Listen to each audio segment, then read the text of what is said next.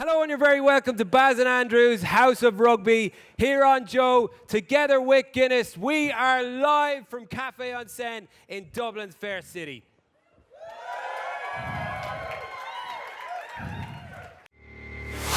Joe presents Baz and Andrew's House of Rugby, together with Guinness.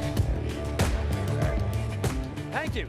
We've got a very, very special night ahead tonight. We've got some wonderful guests to preview and talk us through this coming weekend's Guinness Six Nations, none more so than Ireland and England in Twickenham on Sunday. We have an Australian international and a Leinster stalwart and legend, babysitter and father figure to all those little D4 brats, Scott Fardy. And we have the Ireland captain from 2010 to 2014, World Cup semi-finalist and regular on RTE, Fiona Coghlan. So I think everybody's getting very excited. We've also got the ever-present and impressive Jerry Flannery, who will be on to regale us of his tales playing against England. One in particular I want to talk to him about is why he called Steve Thompson in Twickenham and for what reason that happened. So we will get to that. Nowadays, would you? No, I think his mother came down pretty hard on him, but I think the rest of the world would come down pretty hard on you now. Nowadays, you'd have to say, your BMI was large. Yes. Your BMI was above 30, mate. Well, look, we'll ask him when he gets here. He's a potty mouth fla. Yeah. But he's tidied his image up a little bit since then. He's got a family now, so look forward to hearing about that transition. Anyway, penguins. I can't believe, like, we threw that out. We threw it out one episode off the cuff. We were like, can we think of a more derogatory way to describe the people who like our show? And we came up with penguins. And you love it. Why do you love it so much? I met a penguin at the traffic lights in Castle Troy the other day, and he's like, I'm a penguin, Tim the penguin. And I was walking the twins, and he looked into the pram as if to just make sure that I wasn't telling lies about having twins. He's like, I was like, yes, they're there, they're alive, they're breathing. Look, I was like, Jesus. But yeah, I don't think we have found a reason why to give Penguin of the Week, but I'm just going to give it to Tim for being a nice penguin. So thank you, Tim. That Penguin of the Week goes to you. But have you all had a nice Valentine's week, penguins? Yeah? Valentine's week is not a big big date in your diaries? The only reason it's a big date in my diary is because I've spent a lot of time with Barry over the last couple of years, and my wife Anna is jealous, and rightly so. It's very special. So she said, "Listen, Valentine's night, we're getting a big night out, and we are going to see Dirty Dancing at the cinema." And I thought, brilliant, Dirty Dancing.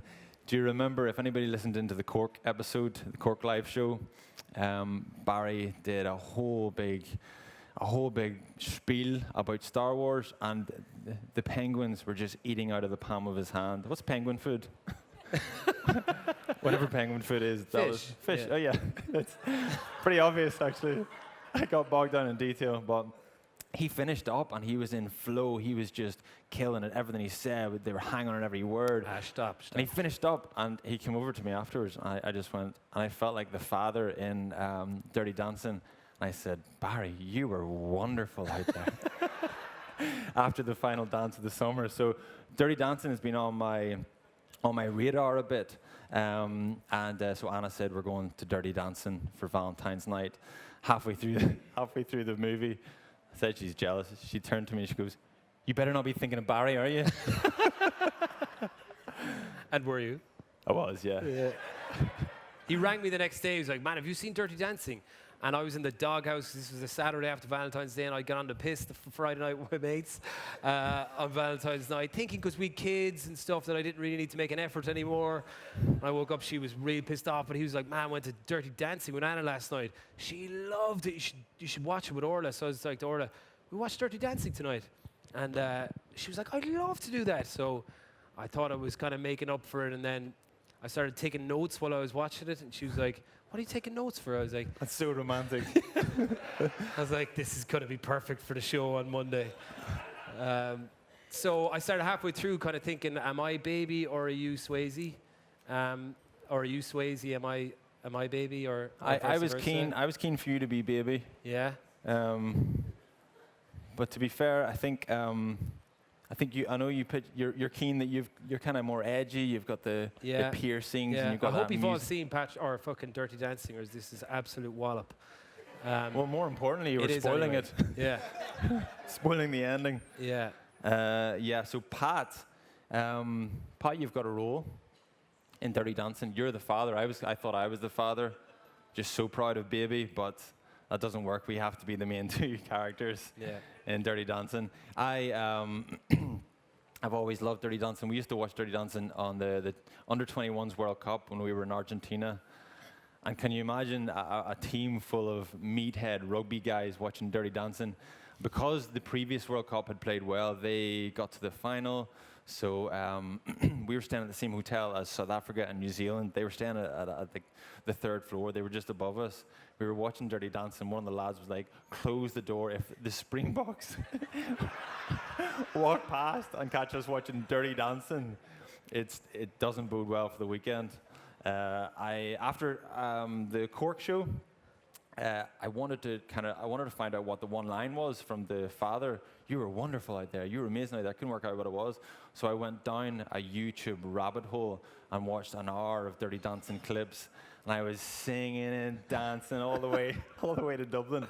And then it dawned on me, I was going to Dublin for a business meeting. My day job is selling software to sports teams. And I should have been preparing for that meeting, but I was moonlighting as this Dirty Dancing enthusiast. I love how I'm rubbing off on you a little bit with my absolutely ridiculous analogies. But I have another one for you. So the Star Wars one was a bit far-fetched, but this week I've gone with something I think a little bit more for everyone. So I think you'll all remember when Trimby first came on the scene in 2005, it was like this new superstar from Ulster, and we were very excited about him. Then he kind of disappeared for 4 or 5 years. But then Joe Schmidt came, and he saw something in him that no one else saw, and he became like his teacher's pet, almost like a pet, like a dog. Like he saw Trimby as like a golden retriever, like foolish and kind of eager and over-energetic, that would just chase Conor Murray's box kicks all day and not give out about it. So he started building a little army of dogs. So Conor Murray was like this perfectly pristine, beautiful French poodle with a beautiful posture, and he had this trick where he could kick the ball really high in the air, and then this energetic golden retriever just run after it with his tongue hanging out of his mouth and like just overexcited. But then they had to like train you out of dropping the ball back at Conor Murray's feet afterwards, just wanted to get a little pat in the head. Yeah, occasionally I would run up into the stand and I would like look at Joe and I would like roll over onto my back and wait for him to rub my tummy. And he was embarrassed. He's like looking, he's going, go away from me, would you? Go away. We've got a test match to win here. Other paw. And then, I rolled on, and it was like, Tyke Furlong is like that dog that you walk into someone's yard or of a farmer, and they've got this dog that they've been feeding scraps off the table, and you're like, the fucking size of the dog. What have you been feeding him? Keith Earls is like that little rabbit Jack Russell that's outside the gate of a house just barking at you, and you cross the road before you walk past his gate. Devin Toner is like some sort of Irish wolfhound, or Sean O'Brien is he's Lassie because no one understands what he says, but then they just go, okay, dead on, that'll do. What's that, Sean? The kids are trapped down the old mine shaft? Okay, Sean. Nice one. Johnny Sexton is that boxer dog that's like fucking bit rabid, and like he's at his best when you just let him be a dog, and he's like biting people and fighting and shouting at the ref, and like he's just drooling everywhere. And then Joe Schmidt was like, no, I'm gonna make you captain, and I need you to be really polite and obedient, and you only shit when I tell you to shit, and you only piss when I tell you to piss, and you take the superpower away from him because he's a dog. He just wants to be a dog. And that's what I think where Joe Schmidt got it wrong. He overtrained all his dogs and like brought them to Crufts, which is the World Cup, and made them run through all the little hoops. And they're like, we just want to be dogs. And now, who's the new coach? Andy Farrell. Andy Farrell is like the real mountain dog man. There used to be a guy in Limerick called Willie Three Toes who used to walk around with 3 toes, or else he was missing 3 toes, I'm not sure. And he had a load of dogs and goats, and he'd walk around, and it was mental, but everyone knew that the dogs loved him, so it was grand. So I think that's what Andy Farrell is like. He's like Ace Ventura. Yes. He lives in a 1-bedroom apartment, and it's stinking. It's just covering like mangy, stinking dogs, just doing their thing. Yeah. Being proper dogs. Yeah. Shitting and pissing everywhere. Yeah. Yeah. All over England. Yeah. Yeah. Being foul to England. Who came here thinking they might learn something about rugby? Well, do you know who was foul to England? Potty mouth Fla. We get Fla on? Jerry Flannery, ladies and gentlemen. Here he is, Jerry Flannery. So he's had enough. Is it something genuinely. something I said? Take us back to that moment. 65th minute, Twickenham, 18-21. Ireland are beating England. Scrum under the posts, under your posts, and you win a penalty. Nigel Whitehouse, I think was the ref, gives you the penalty, and you come up out of it and go, "That's twice, you." Sorry. What exactly happened? What did he do twice? You can never be nice to me. I always pick out the bad points from my career, because generally, when you play a game for Ireland, your mum is delighted. But like, I played for Ireland, but then my mum was so disappointed that I'd sworn, and that she was so embarrassed that the language I used as well, that hard C word that you used. Sorry. But it was literally a case of, I suppose, I think I got in a box, and then I got another box. And it was a case of me just trying to get stuck into Steve Thompson and make as much noise as possible, because he is way bigger than me. And I was like, "Referee, get in here and break this up pretty quick." So I was making as much noise as I could. Did your mum tell you off? Yeah, of course. Really? Because Royal Nugent came on and he just goes, "Oh, sorry about that language there from Jerry Flannery." And I was like, "Oh, he name-checked me as well." He told on you. So that's like an uppercut in the scrum, where you're like completely defenseless like this. Yeah, I think it was actually Danny Grucock who did it in the end, and I copped that afterwards. But it was too late. I couldn't take it back. I said, "Sorry, you're not actually at." Yeah. I just had to stick with it. Yeah, look, we want a little bit more dog in the Irish team, so that's a great example of it. So if they just go out and start doing that at the weekend, it can make a big difference. Yeah, it's like the dog. They say the smallest dogs make the most noise. Like a little Jack Russell. That reaction, you kind of throwing the toys out of the pram with Thompson, was similar to the reaction whenever I mentioned Justin Harrison on an episode a while back. And I wonder if those the two types of people that you have an issue with, or What do you mean by two types of people? like is there a theme here? The stereotypical Australian bogan, yeah. bit of a stereotype. Yeah. Or I mean, Steve Thompson is a stereotype as well. He's that English kind of Cockney, overweight. And you did volley that French stereotypical player as well, the kind of lad with the flowing hair. Have you got an issue with stereotypes? No, but you've created some sort of narrative where you've tried to weld these guys into it and make out I have. Yeah. I think it's pretty conclusive you've got an issue with stereotypes. Yeah. No. You heard it here first. Well, look, take us back to that game both of you were playing. I think everyone remembers that game very well as Triple Crown win for Ireland. Rogers chip, O'Driscoll gathers, Horgan makes a break, Lewis Moody pulls him down the corner. We play another couple of phases. Strings throws a pass over the top, and Horgan scores. Brilliant finish in the corner. And I think that was the 78th minute, was it? Both of you were on the field. What was that piece of play like for you? Can you remember it, or was it just hectic? I wasn't on the field. Oh, you were gone? I got taken off. Yeah. It wasn't actually, it was going very well for Ireland. It wasn't going that well for me. Right. But it was going fine, but Dennis Hickey, I think, came off the bench. Okay. And he was a lot better. Yeah. Your memories of it?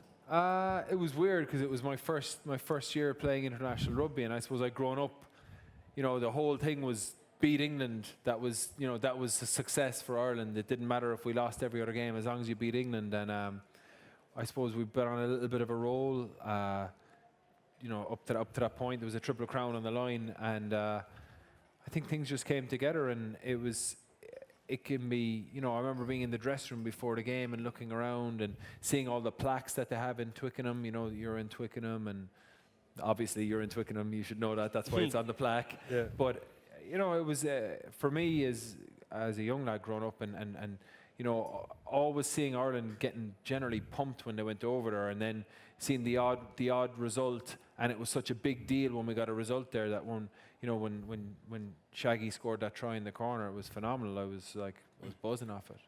And then I suppose 2007 in Croke Park probably be my biggest memory for Ireland beating England as well. What was the week like building into that game for you? Was there something different about it because of being Croke Park? Obviously there was. Did I hear you had someone come in and kind of talk you through the history of the game that week, or of the what had happened in Bloody Sunday that week? Not so much. I think pretty much everyone in the squad was aware of what happened on Bloody Sunday, but it was more a case of that there was so much stuff being put out in the media at the time about the protests at foreign games being allowed into Croke Park, that we were basically briefed as players to not throw petrol on the fire and go out and start talking about it. So we were trying to focus on the game, and very much that was where we were at. And then when we actually got to it, players are selfish, and you just want to look after your performance.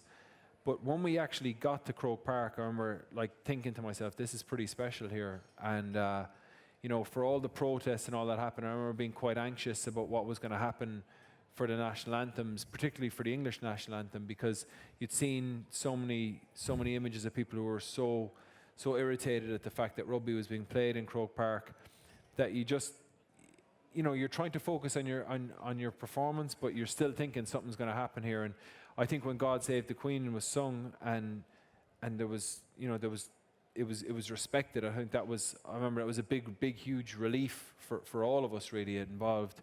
And then to have our own Nevian sung and Ireland's Call as well, then I remember thinking to myself, this is pretty special here, because I would never normally sing the national anthem because I used to find it I would get emotional, and then I was thinking if I'm not going to sing it in Croke Park, whenever you're going to sing it, and I just remember thinking this is really cool. And then how the game unfolded then was phenomenal. The display that the players put on was incredible. Yeah. What you've I think 1 in 5 or 6 wins in Twickenham. Yeah. Tough place to go. So that time Shaggy scored, 2006, and then I think I won. I was involved in a team that won one more. I'm trying to think if I was even. I often remember these things being on the sideline, and I'm not sure if I was 24th man, if I started and got taken off, which happened quite a bit. I'm not sure exactly what the context was, but 2007 was certainly very special. I had my jersey stolen. In 2007? Yeah, so obviously... After the Croke Park game? Yeah. Wow. So I knew, obviously, how significant it was, and it was such a big win. It was such a class performance. And I went around the changing room and got my jersey signed by everyone. 22 it was, which, not ideal. Yeah. I got signed by everyone, and I was like, this is really significant. This is massive for me. This is a really big achievement, being part of this. And I would look back, and that was a very special memory and a special something to remember it with. And I stuck it into my bag and left it in Killiney Castle over the weekend. Came back in on Monday morning, and the bags had all been rifled through, and it was stolen. Probably by someone in this room. Arsonists always return to the scene of the crime, so it could well have been. Looking ahead to the weekend, the team was announced today, same starting 15. Caelan Doris is the only addition outside of in the 23. Obviously, after the hiding we got in the Aviva last year, and then going to Twickenham before the World Cup, took another big beating. It does still seem like we might be going into the weekend as favourites. Would that be I think that's somewhat on people's minds after what has happened over the last few weeks. What are your thoughts on that? I think, like, when you hear myself and Andrew talking about like our encounters with the English team to now, I think there's a big difference off the back of Joe Schmidt's reign. That whereas before beating England was enough, now I think that Irish teams, they're looking to win championships and Grand Slams, and I don't think any of the Irish team will have any fear of going to Twickenham and getting a result. I think on the other side of it, I think the fact that Billy Vunipola is out, Mako Vunipola now seems to be out. Manu Tuilagi could be back in, will probably be back in, but I think taking the two Vunipolas out, that has a huge effect because they're two of the best players in the world, and I think Ireland have momentum now. They have momentum going into it, and I think a really important thing is that if you try and put yourself in the players' position, the English players and the Irish players, the English players are disappointed off the back of their World Cup result. But anyone who supported England during the World Cup, they'll have been really happy with how they performed because they played fantastic rugby. They got to a final, they lost.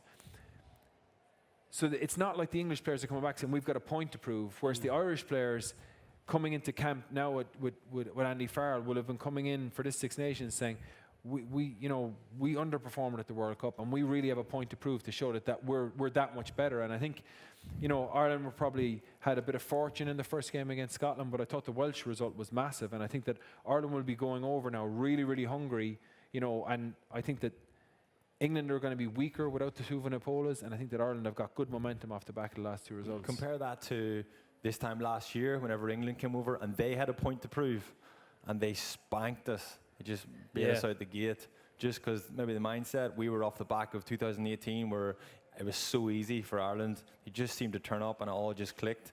And then England just said, no, we've had enough of that. And they were massively up for it. And there's a lot to be said about an emotional, you dig deep and you get emotional and you kind of bring out this massive physical performance. Probably similar to what we talked about 2007. There's an emotional attachment to something, and then a team's got a point to prove. And that's probably one of the challenges for Eddie Jones, is to try and go.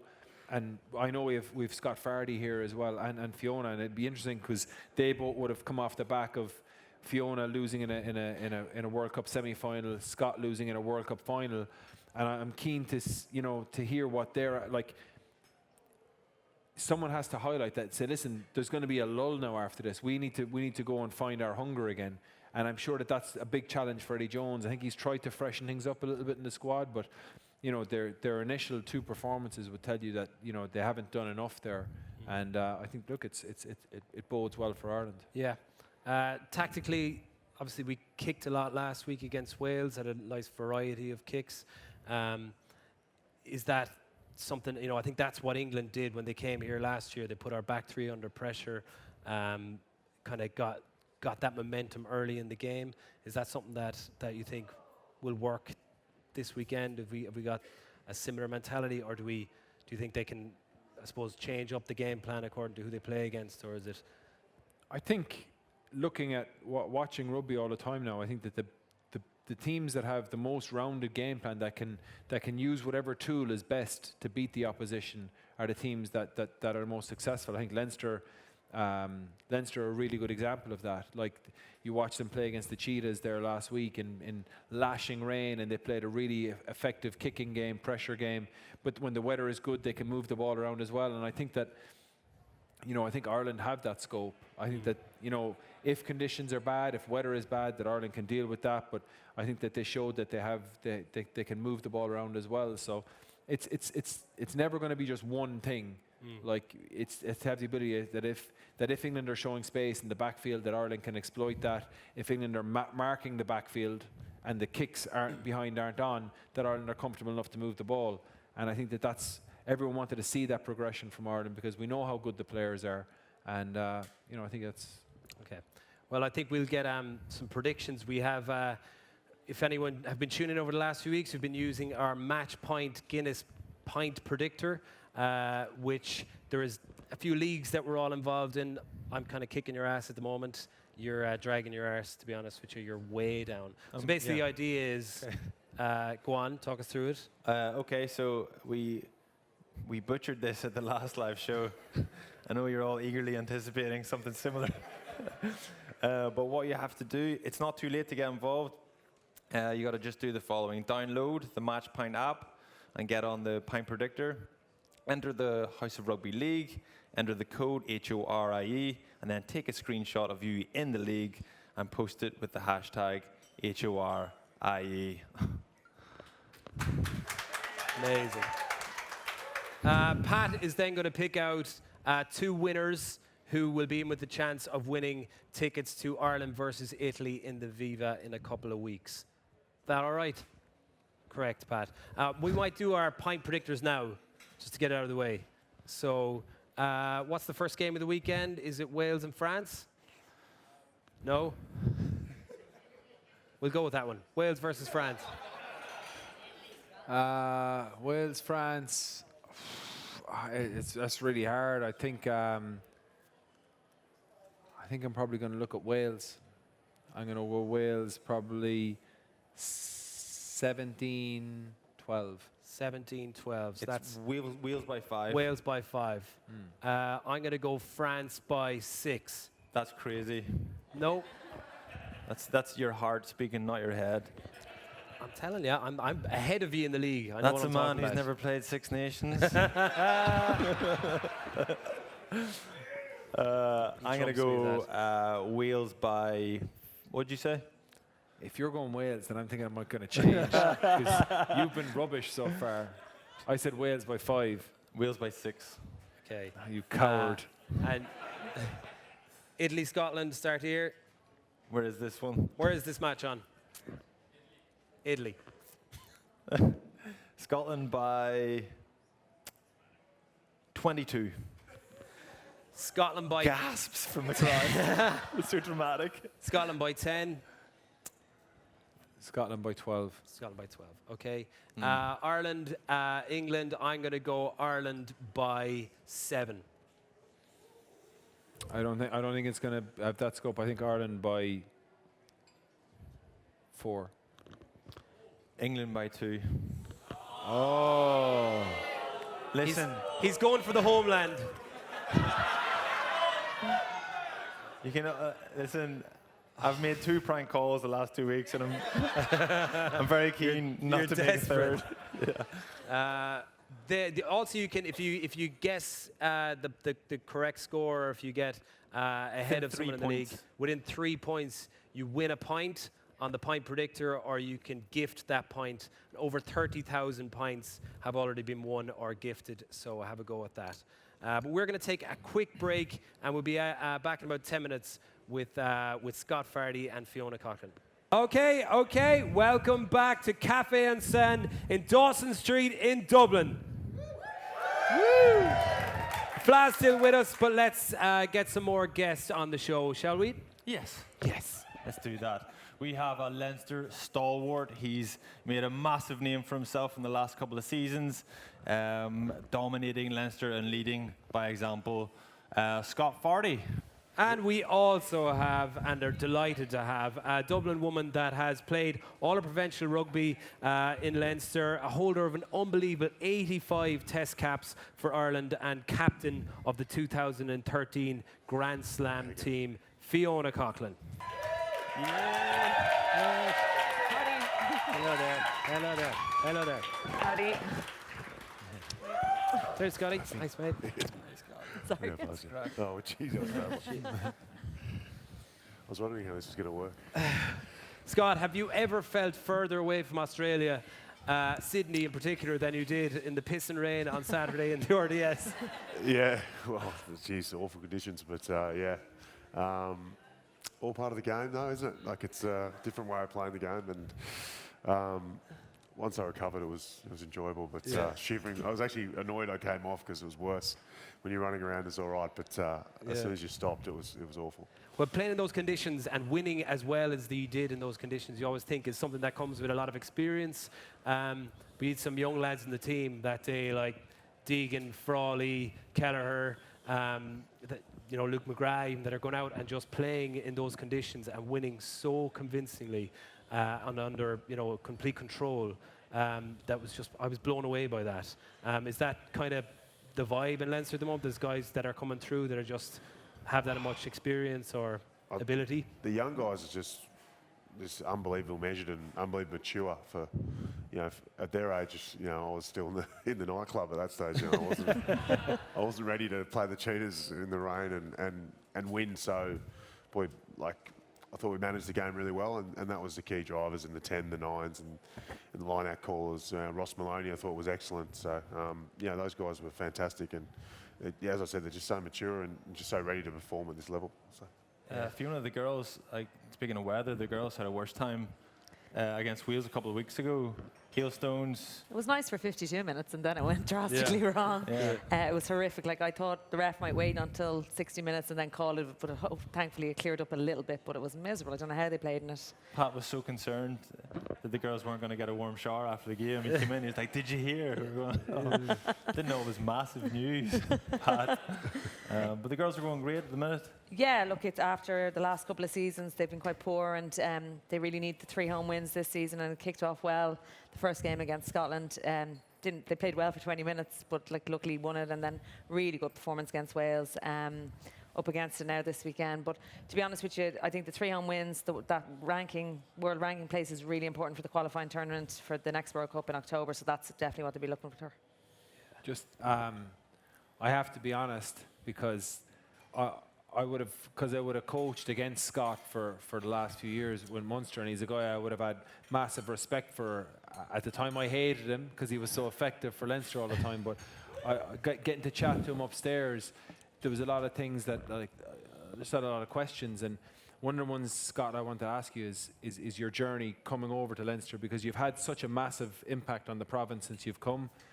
But I'm sure that you weren't short on offers to go to other clubs as well, and I wanted to see what your perception was of coming to Ireland, because I'm sure you had a lot of your teammates as well probably had offers to go abroad, and I think the idea is that if you pick a certain club in France and you chat to your partner and say, listen, we can go here, and we know that there'll be a ready-made group of maybe 10 to 12 foreign players, and you can assimilate in with them straight away, and the weather is going to be really nice, and we can, I'll cruise on through because I have a big profile. As a marquee foreign player. But you went the other way, and I'm not sure if you were aware at the time that you were coming over to Ireland. The weather is miserable, like you saw last week, but also the fact that you're coming into a club like Leinster, where when they sign a player, you've got all of these fantastic young players who are looking to see. They want to see you perform. They want to see how you prepare, and they want to see, a guy who's going to enhance the culture, which is obviously, in the latter stages of your career, is an awful lot of pressure to put on yourself. Were you aware that you were opening yourself up for that? No, I wasn't aware of that. Honestly, I remember having the discussions about where we're going to go, and I was always to my wife saying, I wanted to go overseas and I wanted to play in Europe, and my wife was like, well, we should go to France. And she kept saying it. I was like, we were newly married, so I was like, no, I don't really want to go to France, because it didn't really interest me playing in France. Obviously, there's room for that, and some guys love that kind of rugby, but from afar, we used to get a lot of French rugby on Australian television, and I'd watch about 20 minutes and I'd just kind of get over it, so I kind of turned it off, and I wasn't kind of interested in that game. And I've also heard other stories of guys who haven't had the best time in France, and a number of guys, one of the older players that I played with hadn't had the best time there. So in terms of France is a great country, and I'd love to live there one day possibly, but I don't think they're going to take you at this stage. Yeah, no, exactly. Not you're bagging them. Yeah, but I think, for me, it was about playing in the big games over here and still learning. I think and that's really important at my age, even that you're still learning things and seeing things from a different perspective. And coming to Leinster was great for that. I came here, and we're competing for European silverware every year, and the last 3 years and been here, and obviously they made the semi-final the year before I got here, and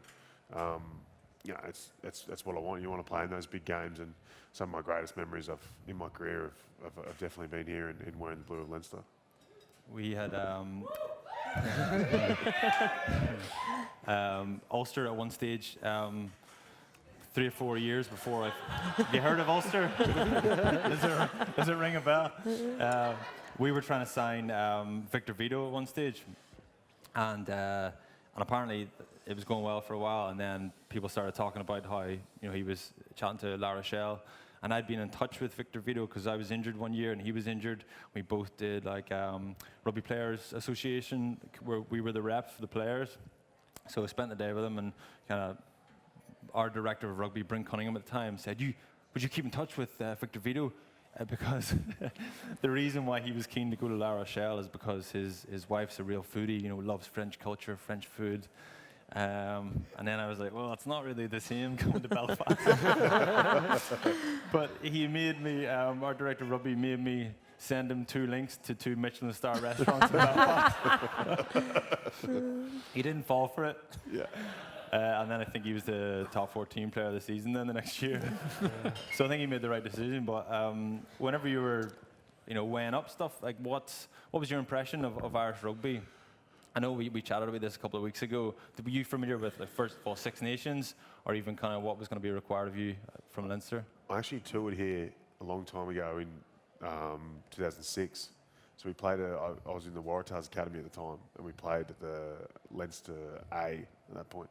So I came here and we spent 3 days on the piss after it, and I loved it. So totally different experience. So we played on like the Sunday, and it was the kind of, it was an academy tour, so it wasn't that well funded. We stayed in army barracks up in Belfast, and then we came down here, and we stayed in some hotel on the north side here, and we just but we had it was Freshers Week. Is it Freshers Week when at Trinity and stuff? So we were like, this is great.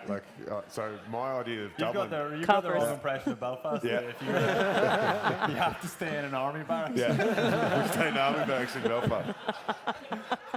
We stayed down the road from Trinity when it was Freshers Week. So it was Monday, the Freshers Week, and we were in the bar in Trinity and having a great time because we'd finished our tour. So my impression of Dublin was I'd always enjoyed it, and I enjoyed the people. And obviously you meet a lot of Irish people in Australia as well. So, I then came back here and played tests here as well, and really enjoyed the country. And as always, surprisingly, everyone talks about the weather, and I actually don't mind the weather. I know it gets wet, and this month's particularly bad. But the summers are nice, and there's lots of light in the day. So I've never had trouble with the weather at all. Fiona, you had a similar experience when you left Dublin and came to Limerick. Living the high life in Limerick. Similar move from Sydney to Dublin. You came to college in Limerick. I remember it so well because Fiona's team, the UL Bohemians team back then, won everything. They must have won, how many ALs did you win? 7, 8? 12. 12, sorry, Jesus Christ. And when I saw that Guinness ad over the World Cup of the Japanese women's team, who were pioneers, and I was like, that's what you were back then. You were pioneers for women's rugby. Your legacy lives on. I mean, to have won the 2013 Grand Slam with all those players like Lynn Campbell and Joy Neville and just all those players you had and what you'd gone through, you epitomised for me what it meant to be a rugby player and what it meant to be a teammate. And you had a tough slog, what you had to do and how much travelling you had to do up and down from Dublin, and just the camaraderie and the bond you had was something like so special. Can you talk me through that? Was that a natural thing? Was that just a hard slog to get that? Is that what brought you close together? I suppose you don't really know how bad things are until you get better and you know the good things. Like the first couple of years, Bows actually, we were treated better than we were with Ireland. UL Bows, they put us with really good coaches at the very start. Barry even coached us. He got only once. He got a free weekend away to Denmark or somewhere. I coached him in a sevens tournament in Denmark, and they beat every team like 100-0. And I had a whistle and a can on the sideline. I was like, just give the ball to Joy Neville.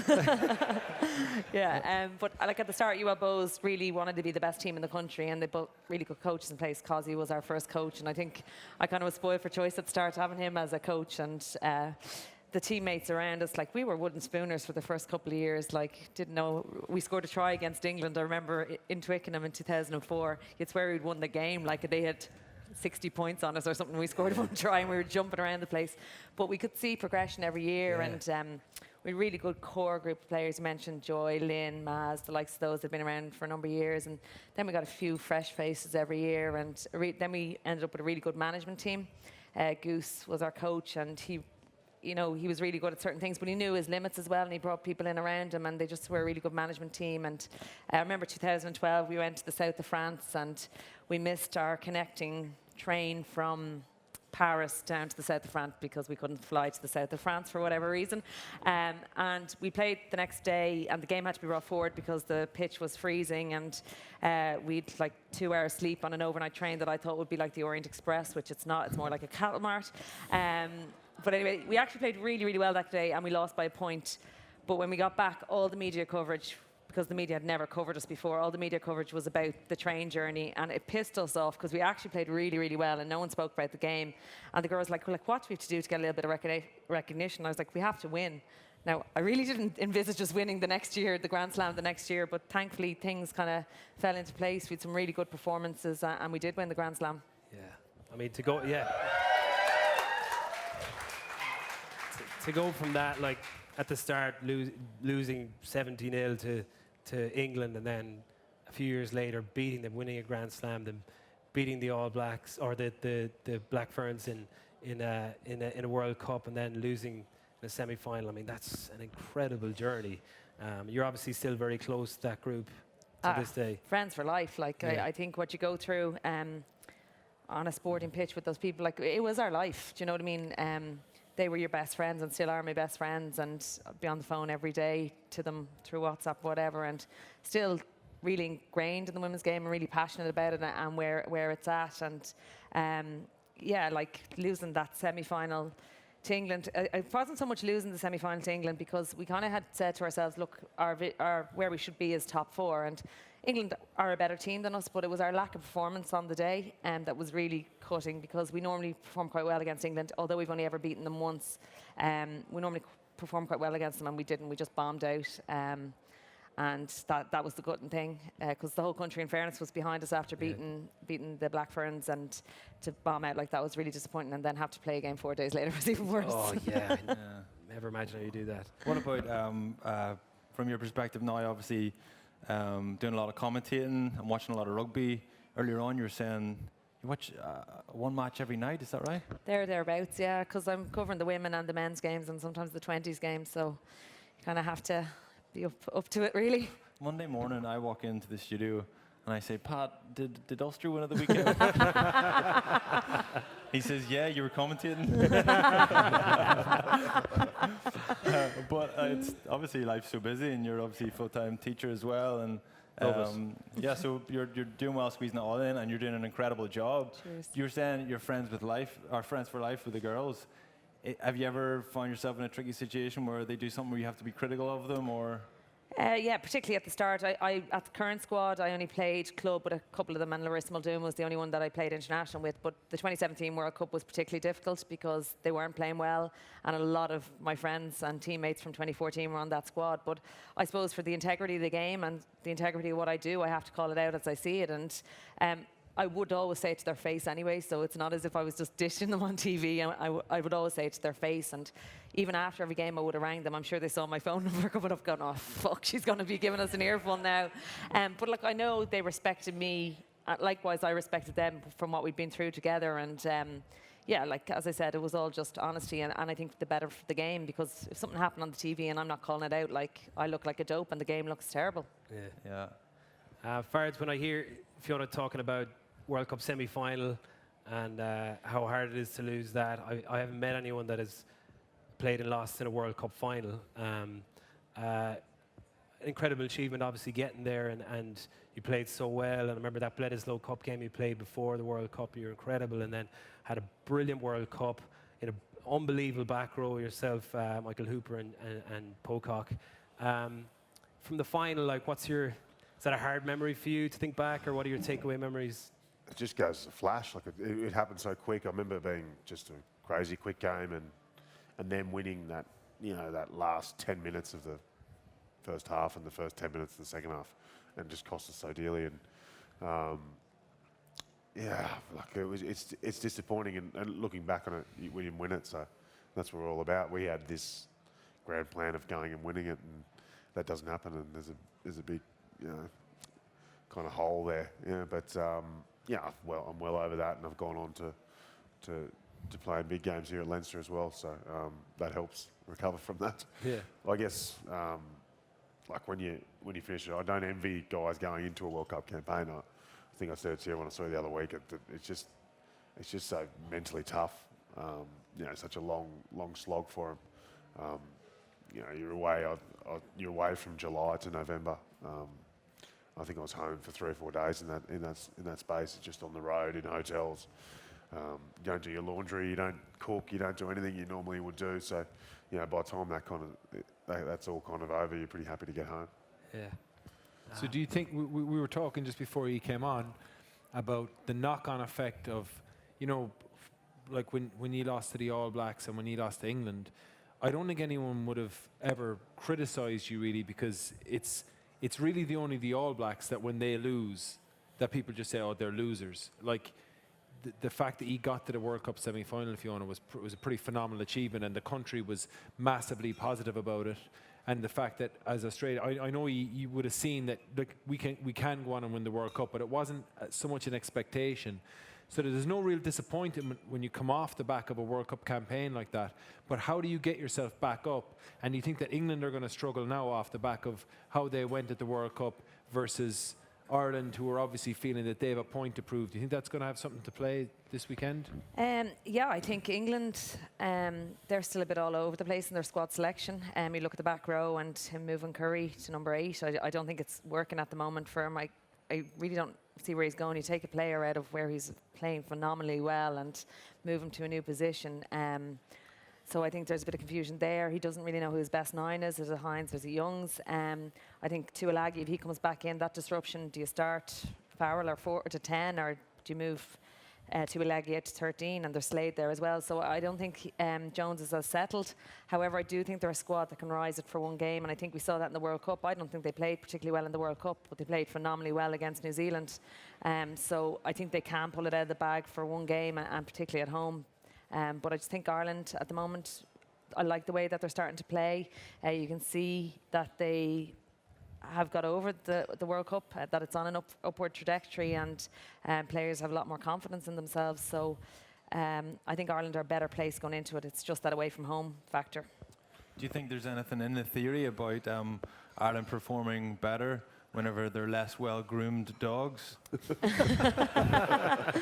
was hearing the dog chat earlier. I was like, I wonder what dogs were going to be called. Yeah, but yeah. in the past, I suppose Ireland have performed better when they were underdogs. But I suppose that Well worked, touche, well done.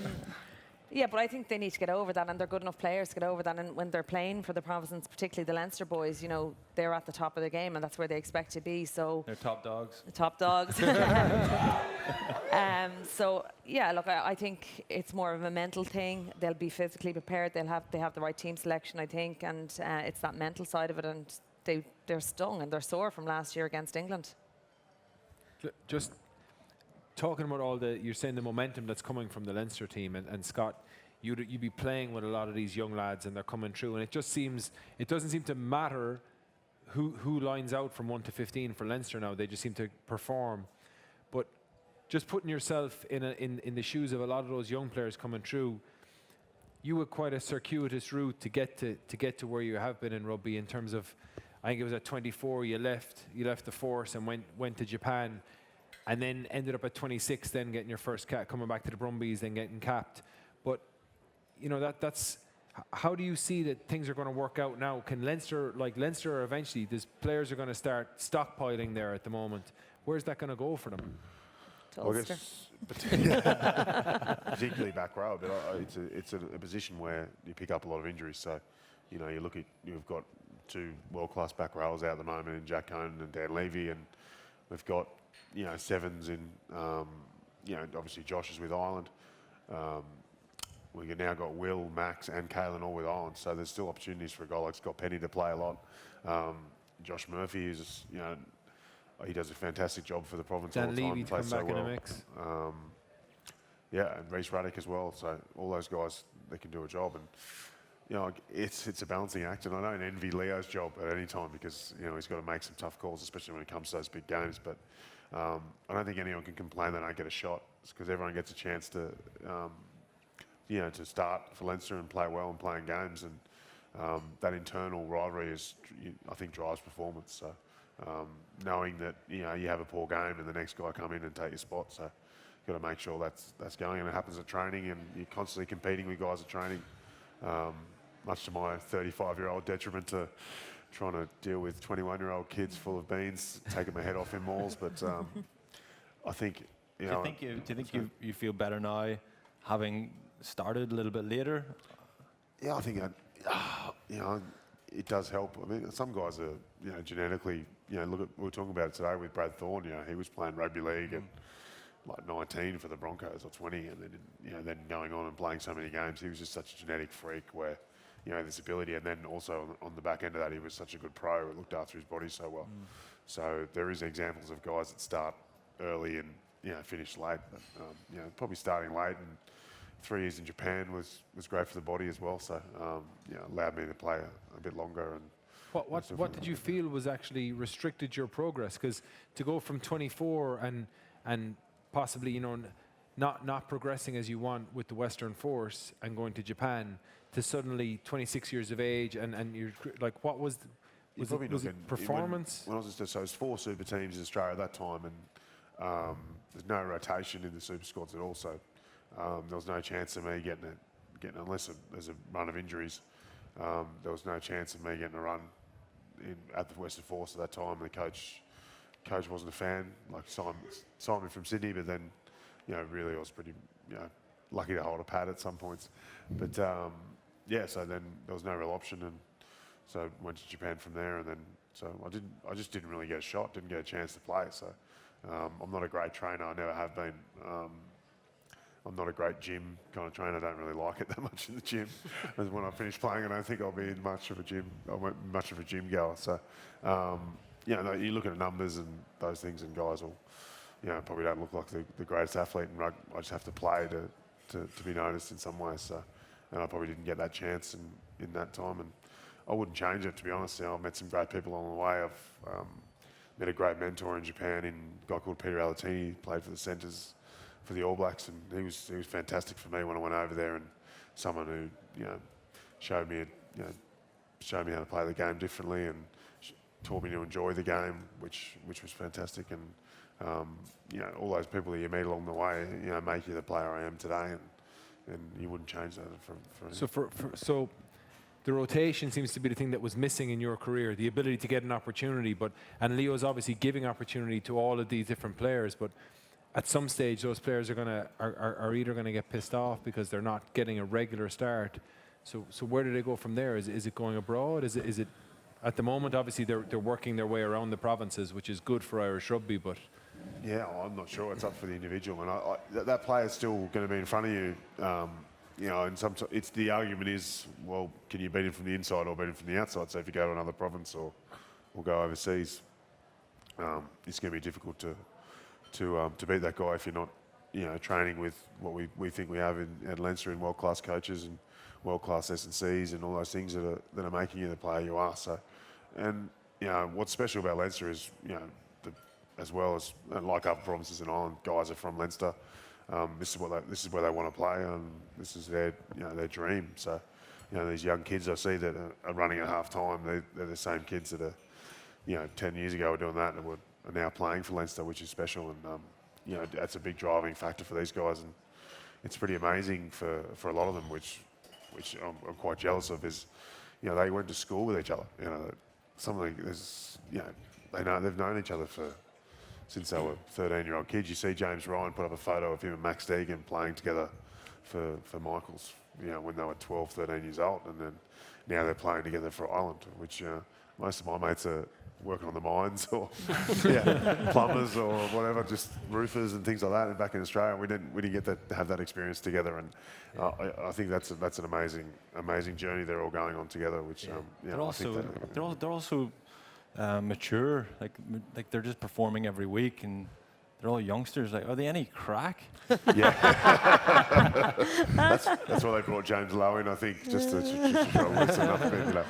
They're actually great crack. They put up with me, and which is an old grumpy bloke like me who I take the piss out of them a fair bit as well, because they're just so out of touch and so weird. So,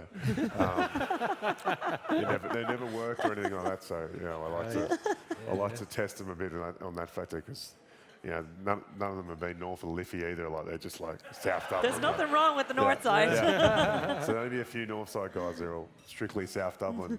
Go to the same places, eat at the same. So straight from South Dublin to Portugal. So that's kind of that kind of. So. Fiona, are you seeing anything similar in the women's game? Where is there a conveyor belt coming up? I mean, the performance against Wales was incredible, and it was a squad performance. That's what I loved about it, and I love the story of Bevan Parsons now. She's dropped out of the squad to do her leaving cert, which is incredible to think of, how good she is at that age. Is there a lot more girls at that age coming through? Yeah, I suppose if you look at it, when we all started, we were probably starting in college. There was no underage rugby. Like, to be honest with you, before I went to UL, I didn't even know women's rugby existed, even though I'd been ingrained in rugby my whole life, but watching men's rugby, so I didn't know it existed. To see clubs now having mini girls teams, youths, and even some schools starting to produce some teams as well is really encouraging, and there's definitely better pathways in place. Ireland have just announced an under-18 international training weekend away in Scotland. Bevan Parsons obviously got her first cap at 16 and has progressed wonderfully, and it's a shame to lose. I'm a teacher, but I'm like, feck the mocks. The leaving cert's the important thing. But look, she's obviously very focused and driven in her studies as well, and I think she wants to do medicine or something. So look, she's young enough, she's going to have a fine career ahead of her, but there's loads of those. Dorothy Wall, she's 19, she got her first cap this season. Judy Bobbitt, she was my mascot at one of the games in Ashford about 6 years ago. She got her first start in November as well. So these girls are coming through with a way better training age than we had when we got to international levels. So their skills, their fitness, their understanding of the game is way better. So yeah, we just need to keep improving the pathways to international level.